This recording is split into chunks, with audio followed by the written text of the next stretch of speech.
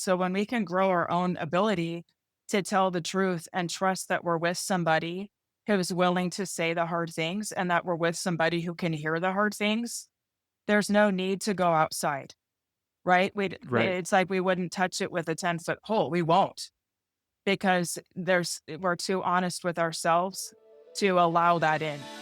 Welcome to the Get Your Marriage On podcast.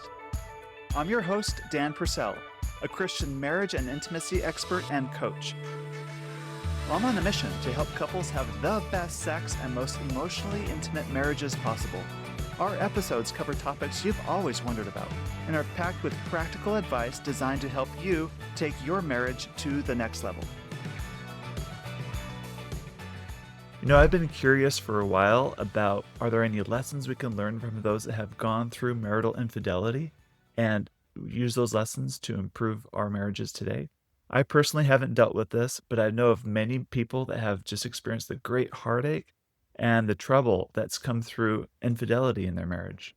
So today I sat down with a longtime friend of mine, Andrea Giles. She's fantastic. She's also a fellow marriage coach. She's experienced firsthand the heartbreaking reality of infidelity in marriage in her first marriage years ago. And as I say, your mess becomes your message. And today she's been able to help thousands of women work through the challenges associated with infidelity, as well as teaching many others how to affair-proof their marriages. Today, you'll hear her emphasize the importance of prioritizing truth over peace, being honest with oneself, and creating a relationship where both partners can thrive fully. I hope you get as much out of this episode as I did, and I hope it inspires you to treat your marriage relationship with your special someone with a little bit more devotion and care. And I would be horribly remiss if I didn't tell you that the International Lovemaking Day Challenge begins on Sunday, June 1st. This is a 9-day challenge concluding on June 9th. Why June 9th? Well, June 9th is International Lovemaking Day because on the calendar, it's 6-9, June 9th. Get it? It's 6-9 day. This is a day for couples to really embrace and enjoy their marriage and especially the sexual dimension of their marriage, and we want to celebrate it. It's also Intimately Us app's birthday. So, as part of our birthday celebration and part of the challenge that we're putting together, we're giving away lots of prizes. And also the Intimately Us app, all the premium features go unlocked just for June 9th and 10th only. So if you're on the fence and you've been trying to see if you want to upgrade to the premium version or not, that's a great time to experiment with the app and see everything that it has to offer. All of the details are in the Intimately Us app. You download it. Right on the home screen, you'll see a countdown timer and also more instructions on the upcoming challenge. So download the Intimately Us app today and enjoy 6-9 day coming up with our International Lovemaking Day celebration. Andrea, welcome to the Get Your Marriage On podcast. How are you today? I'm wonderful. Thank you so much. So happy to be Great. here.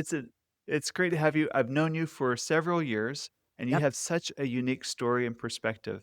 Tell me your story. Tell our listeners your story. Okay. I'll start from the beginning. I I work in the infidelity field. That's my entire business is all working with people navigating infidelity. And Uh-huh. I got my sea legs by navigating a lot of it on my own in my first marriage. And so what I will say, I got married pretty young. I was Uh-huh. 19, got married pretty young, what bright-eyed and bushy-tailed, right? So excited about the future. And pretty early on in the marriage, there were some things that felt like weird to me, almost like a different version of this person than who I thought I was marrying. Just some different Uh-huh. Like what? behaviors. Um, like trying to pick fights with me really early on, like right out the gate where I thought, here we are, these happy newlyweds and we're building our life together. And just many times of just wanting to argue and pick fights that it felt really strange to me. And it was Mm. surprising to me because I didn't see any of that before we got married, at least to me. I didn't see any of it directed at me. Okay. So Yeah. that kind of thing, some secretive behaviors that I saw early on. We became parents pretty quickly. I had my first at 21. And pretty Mm-hmm. early on, there were behaviors of what room are you gonna be in? I'm okay, I don't wanna bother you, so I'll be in this room over here type stuff, things Uh-huh. like that, Uh-huh. that felt strange, but I didn't know what I was dealing with at all. I didn't know what it was, right? Anyway, Right. we were married for a total of 16 years. We had 6 children together, 4, and then we had twins. And over Uh-huh. the years, I saw more and more of just these behaviors that I didn't understand, didn't know. I tried to rationalize them away. So I'll give you a little background here too. He Uh-huh. was very smart man. He got into Oxford University. We went and lived in England, and he got a No master's. way. Yeah, yeah, Uh-huh. he got a master's degree from Oxford. And then he thought he wanted to go to school to get a PhD. Got into a great grad school, University of Michigan. Did 2 years of school, got a master's degree, decided to shift gears and decided to become a lawyer. Okay. So he ended up becoming a lawyer, went to school at University of Michigan, and then he got every job that he wanted. Every job Uh-huh. that he wanted to get, he got it. Got the best jobs. And over the years, as things started to I felt more and more distance, more and more animosity towards me, towards my kids, towards kind of life in general. And I really genuinely did not know what was going on, but I knew that things were off. Okay. I knew like Uh-huh. my spidey senses.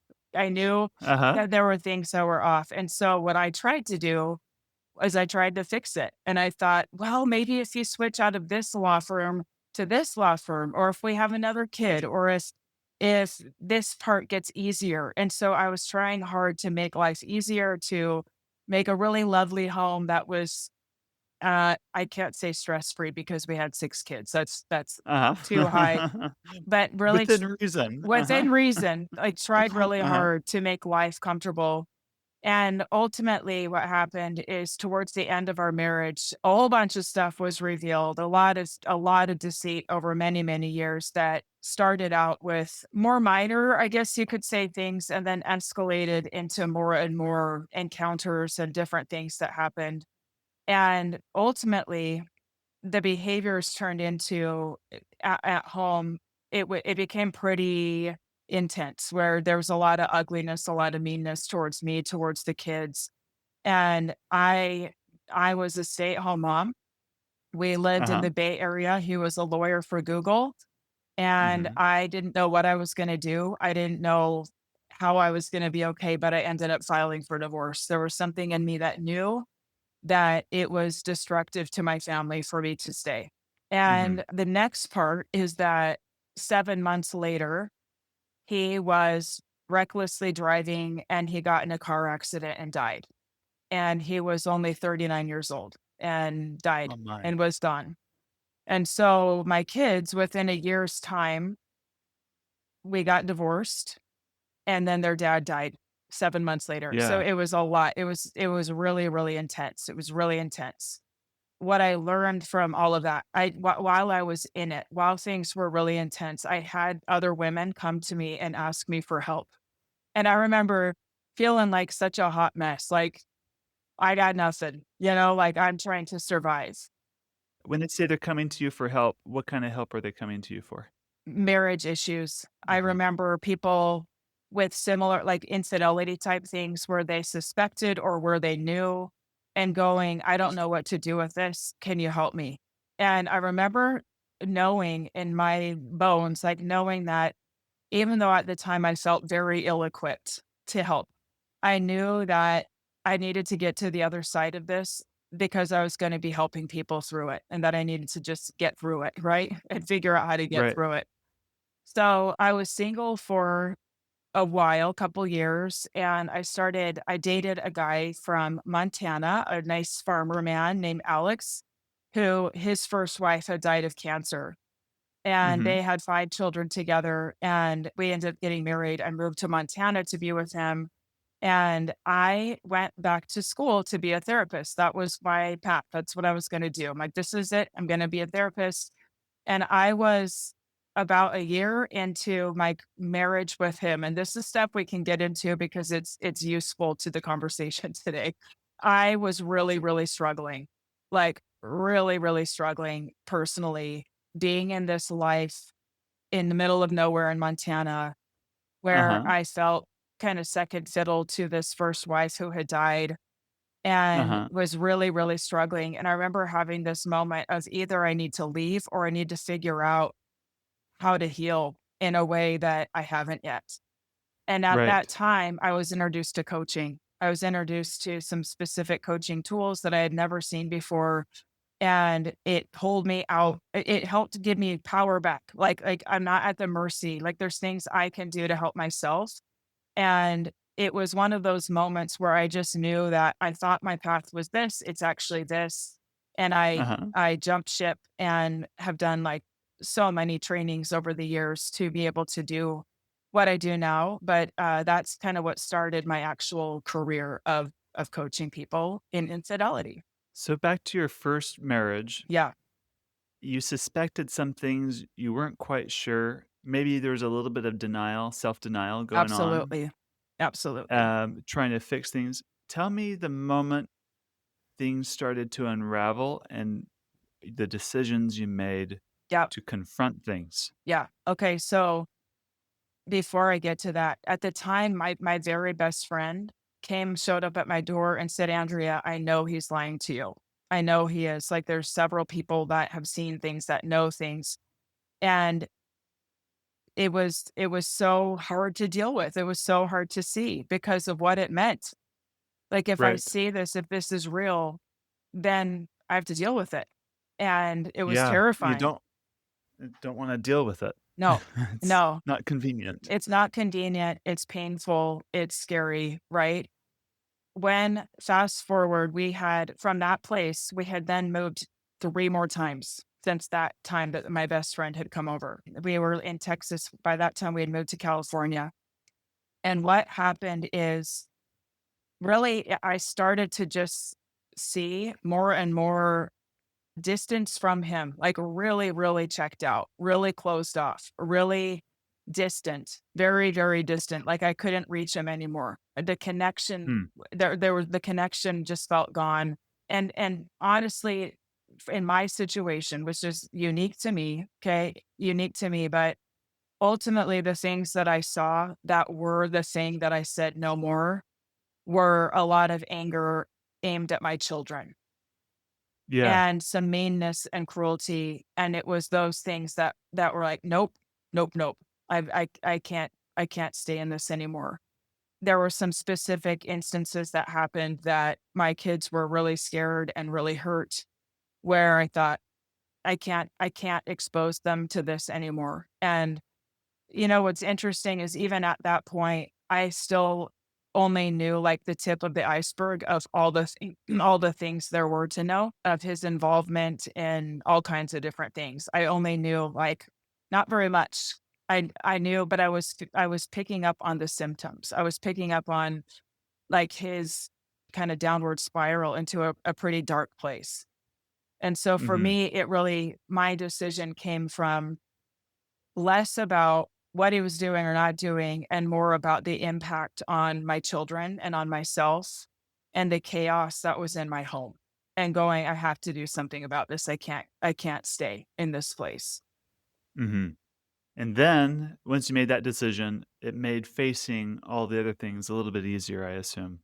It did. It made it easier and it made it so I could hear it. Does that make sense? Like Mhm. I was to a place where I didn't need to run from it anymore. I didn't need to deny it. I didn't need to sugarcoat it. I didn't need it to not be as bad as it was, right? Mhm. Um, Mhm. for years, I had tried to make excuses and minimize and, "Oh, it's just stress. It's just this. It's just that. And if we get this kind of help, we did go to different therapy.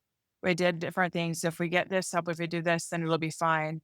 And at this point, I was able to really see what was happening, see all of it, and it was hard to see, no doubt, but I lost the fear around it because I already knew what I was doing. I knew that I needed to go, and so I didn't need to be so afraid of it anymore because I already had made up my mind.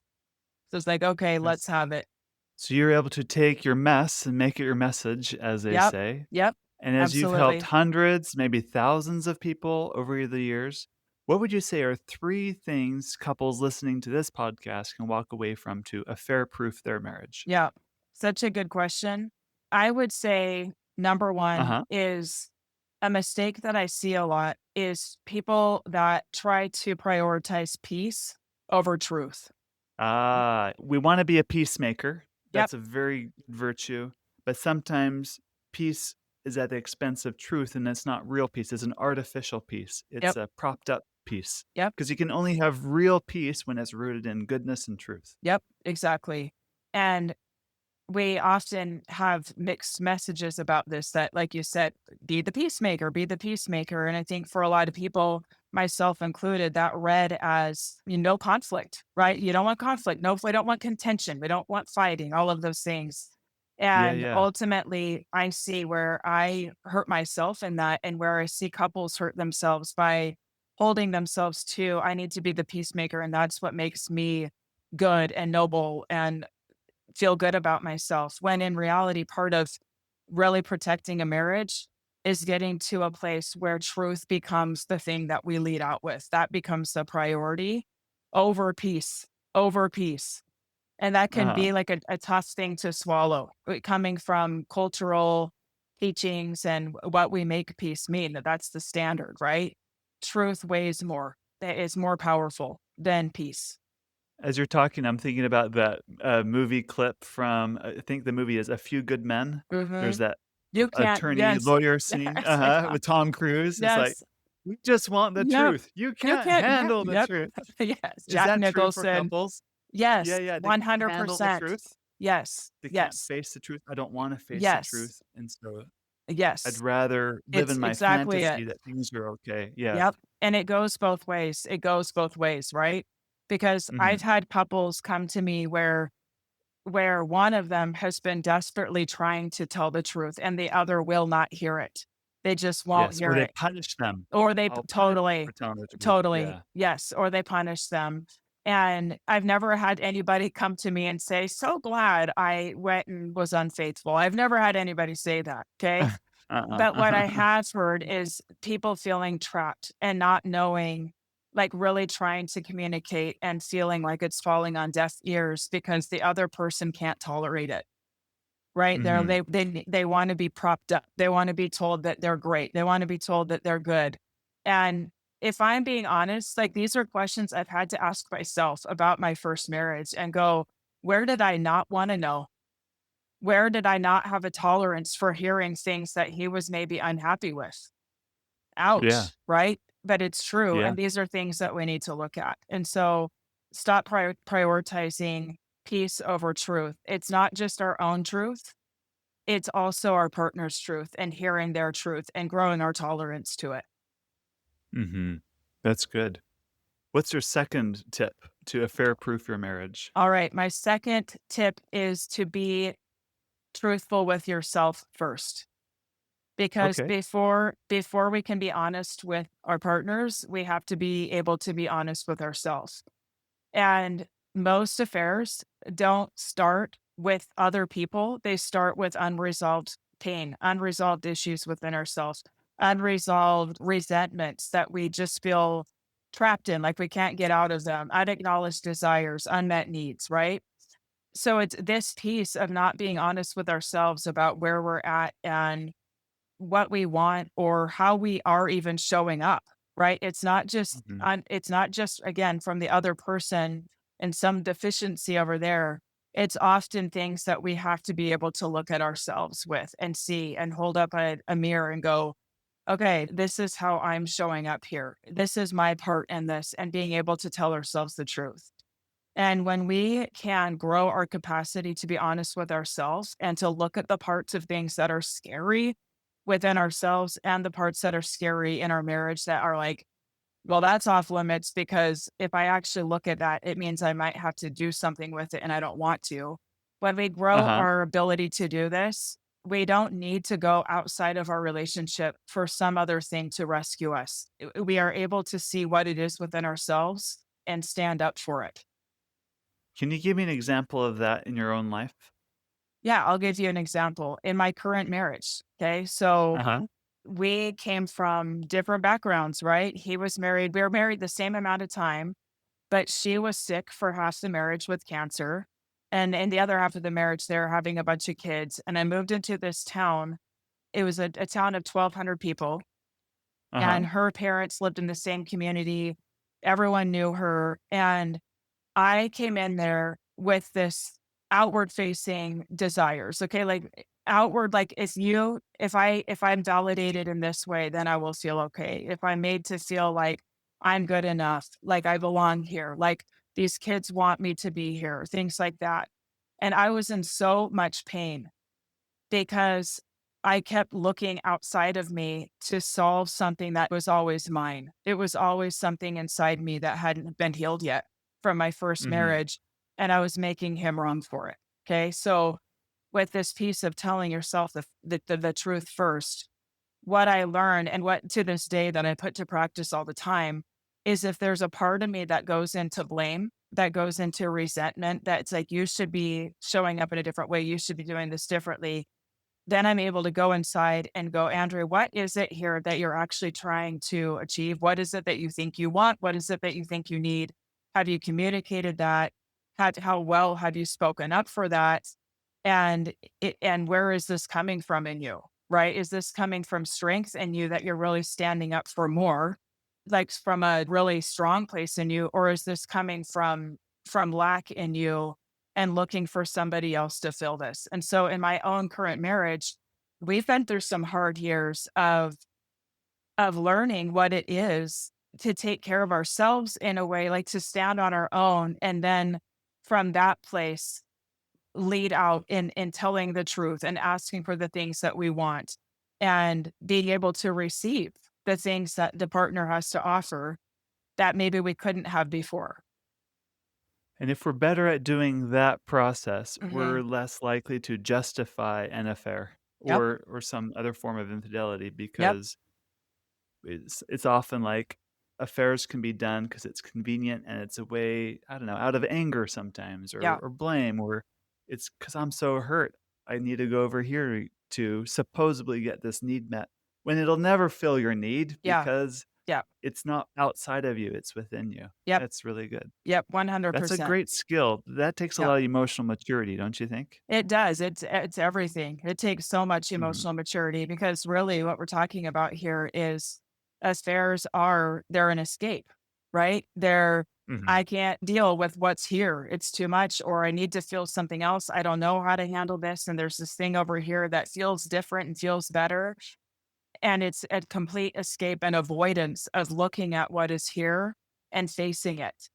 And then the Yeah. problem is then we're then piling on so much more hurt, so much more pain. And so when we can grow our own ability to tell the truth and trust that we're with somebody who's willing to say the hard things and that we're with somebody who can hear the hard things, there's no need to go outside, right? Right. It's like we wouldn't touch it with a 10-foot pole. We won't because we're too honest with ourselves to allow that in. Yeah. That's good. Alright, what's your 3rd tip to affair-proof your marriage? All right. My third tip is creating a relationship where desire can breathe. And I'll tell you a little bit more about what that means. So one of the things that I believe in the most and teach all day long in my coaching program is that desire is a God-given thing that we have, that it's not like a carrot that's dangling out in front of us of something that is like a teaser that we can't ever really have, right? Uh-huh. And so many of us, starting from really early ages, learn to just stay with what's comfortable as a way of feeling safe, right? Like, this is good enough. Uh-huh. It's good enough. It's comfortable. I don't need to rock the boat. And sometimes we go numb, like completely numb. And in marriages, right, where so much suppressed everything, suppressed truth telling, suppressed emotion, suppressed sexuality, suppressed all the things, that it can go numb.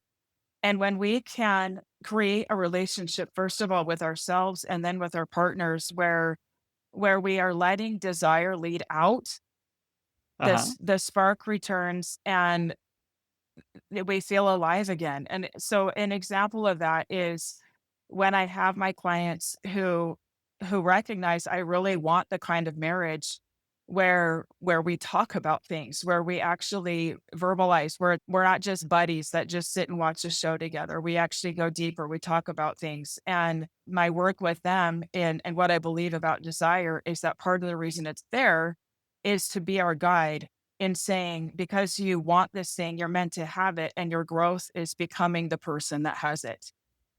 Right? Yep. That's that's your path, is becoming the person who has that thing. And so if we're in a relationship where there is room for both people, where both people can have desires, where both people can, where there's safety for that, where we are able to freely talk about the things that we want and then work together to be on this path to creating it together.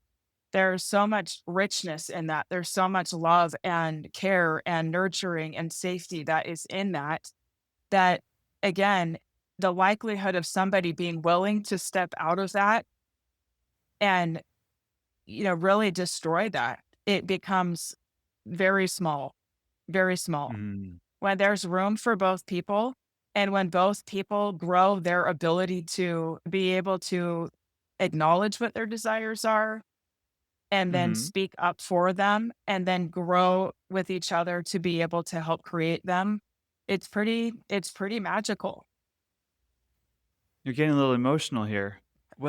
What's coming up for you in this? Oh, I'm good. I'm passionate about it. I just am passionate about it that, so many of the people that I work with, it's heartbreaking to see when I ask questions of who they are, of what they want their life to be, and they don't remember the last time they even asked themselves that. They don't know. Right, they've suppressed the ability to desire and Yep. want, It's just thinking that being suppressed. wantless and needless is virtuous, Yep. Yep. but it stunts our growth. Mhm.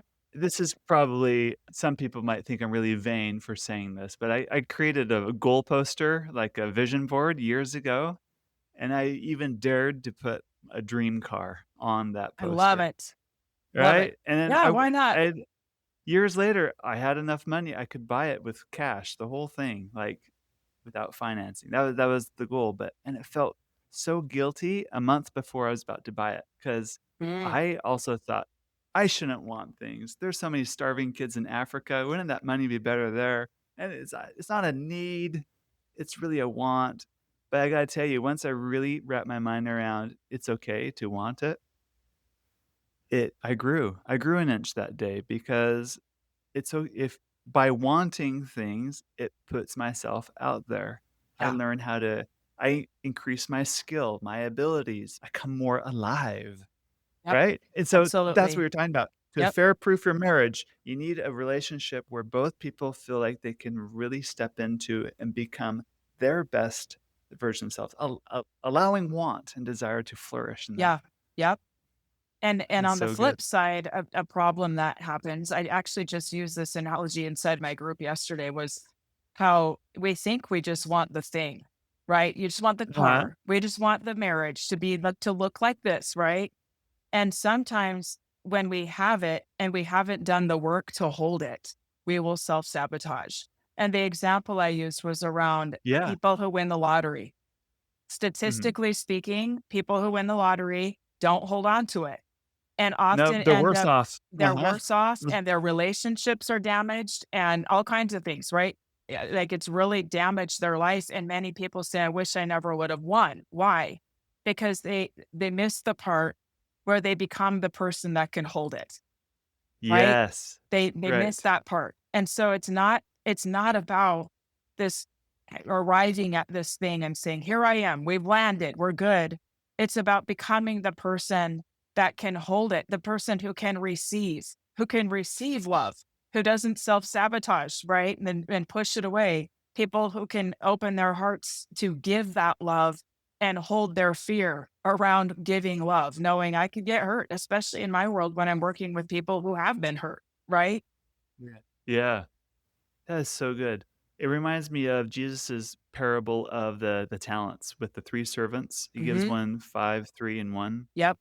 and it's about your capacity. You demonstrate capacity with your ability to grow, and desire is such an important part of that. Yes. I never would have connected that with creating an affair-proof marriage, but I can see where the flip side of being small and living small, just because it's a suffocating marriage. Yep. There's not room for that to stay in that way. Yep.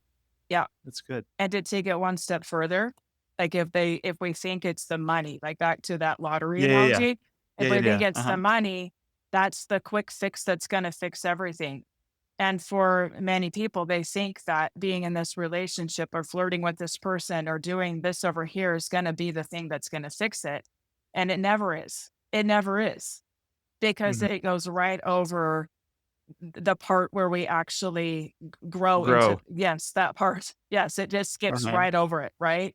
Goes around it. And there's no shortcut, but there absolutely is a way through. 100% there's Yes. a way through. It may not be pretty, but there is a No. way through. Yep. Yep. That's great. Andrea, these 3 tips you gave are awesome for affair proofing your marriage. What if someone listening to this is currently experiencing some sort of infidelity, even if Mhm. it's just to a small degree, to something like a big crisis they're facing? What would you say to them? I would say to them that while I wish that I had a magic wand and could say, "You do these things and you will never experience infidelity again. You will never get your heart broken," anything like that. I wish I could say that, okay? In Uh-huh. reality, human, right? Humans make human decisions. But what I can say is that we have far more control than we think we do.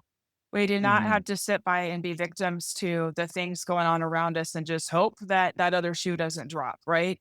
When we Right. the thing with the 3 different pieces here, the first principle, stop prioritizing peace over truth. Number 2, being telling yourself the truth first, being open to looking inward first. Number 3, create a relationship where desire can breathe, okay? The beautiful thing about all of these is all of them require us to show up Mhm. in a way that maybe we haven't before. It requires a lot of growth internally, and that gets to come with you. No matter the outcome, it gets to come with you. And yeah, you're increasing the odds that infidelity is not going to be a thing. But you're more importantly is that you are strengthening yourself and living way more honestly within yourself than you ever have been. And you get to take that with you. That is so good. Thank you. Where can people go to learn more about you and what you do? Sure. So I am the host of a podcast of my own. It's called Heal from Infidelity. There's lots of episodes there that you can go listen to. You can go find me on social media, Instagram, The Infidelity Coach, Facebook, just under my name, Andrea Giles Coaching. My website is andreagiles.com. A lot of people find me, make their way to my world through my podcast because it's a nice way to get to know me and what I stand for and how I help my people in a way that can feel kind of private. Mhm. And yeah, that's probably the best ways to find me. Very good. Thank you very much. You bet. Thank you. Thanks so much for having me. Thank you for listening to this episode. Please share it, along with our apps Intimately Us and Just Between Us, with your married friends. I promise they will thank you for life. If you want a more meaningful sexual and intimate connection in your marriage, I invite you to check out my Get Your Marriage On program. Over 100 couples have said this program packs tremendous value and has helped their intimacy grow to the next level. Now, go get your marriage on.